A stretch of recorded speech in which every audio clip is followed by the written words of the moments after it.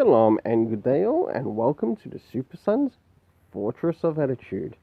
To which in this Super Sons Fortress of Attitude, the comic that will be reviewed this week will be Son of Kal-El, issue 10 by the terrible Tom Taylor. Now, as you can see here, I have 3 different covers, and I'll move into the rating of the covers and how in a way they're somewhat connected to the story. The third one's more so connected to the main story along with the first. So now, do they in any way, shape or form show any form of connection to some of the story that's happening inside? Sure enough they do. So moving into the first cover, left hand side, the tread press cover, I gave a 7.5 out of 10. Moving into the second cover, which is this one right here, I gave a 7 out of 10. And last but not least, the third variant cover, to which I gave a 7.5 out of 10. I'll now fix things up here so I can begin to show you the internal art, so I can cover the arts rating. Now, as we move to inside of the story, I need to point out too is that with this variant cover, I also noticed the internal tear. DC Comics, you need to make sure that you're putting out good quality product out there, not things with a tear. But I'd imagine with what's happening out there, this is the teared Tom Taylor edition.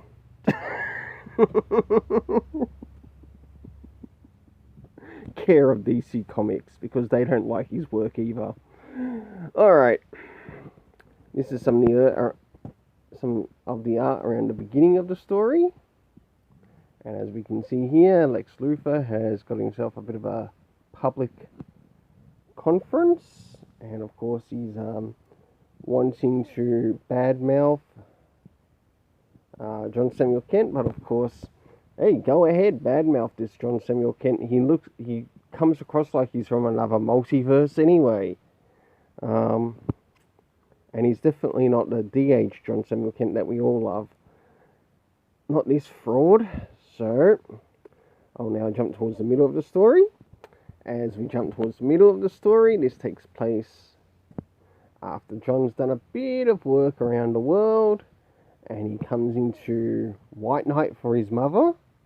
It's not like she can't defend herself.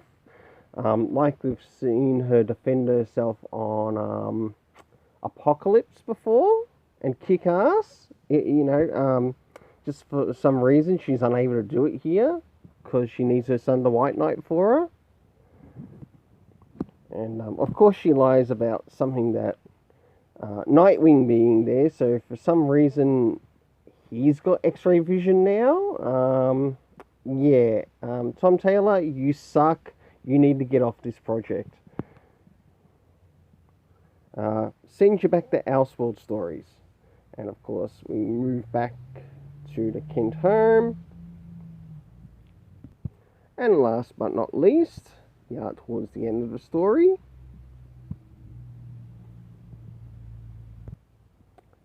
And finally, we get Batman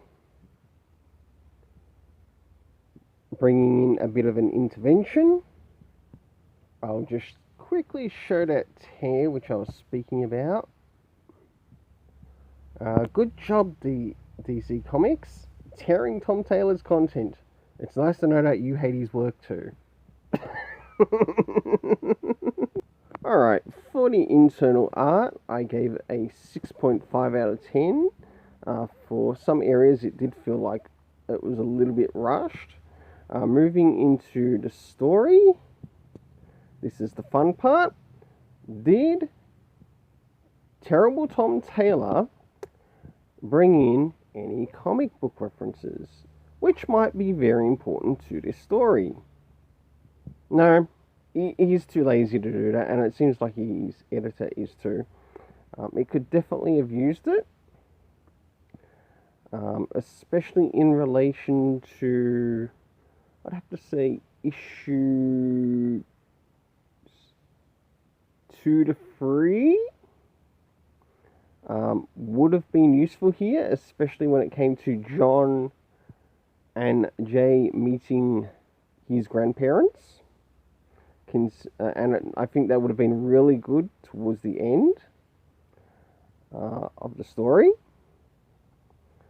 Moving into the next area, the area of time, we got no indication of time, but the areas where he did actually seem to put a bit of effort into was the locations. Now we had the Truth HQ in the Metropolis on Hobbs Bay.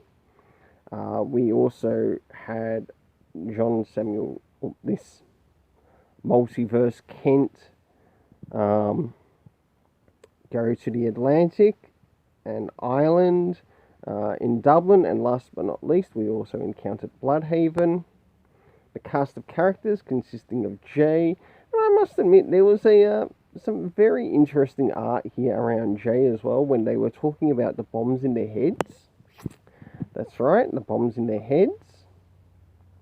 And Jay had a very interesting look on his face. Then we also had Arian Wink, Lex Luthor, of course, this fake John Samuel Kent, and last but not least, we had Lois Lane and Batman. For the overall story rating, I gave it a 6.5 out of 10, and I'll see you again for the next Super Sons Fortress of Attitude story, which will probably be the last issue of Robin's. And after that, we return back to Robin Damian Wayne in his run. See you next time.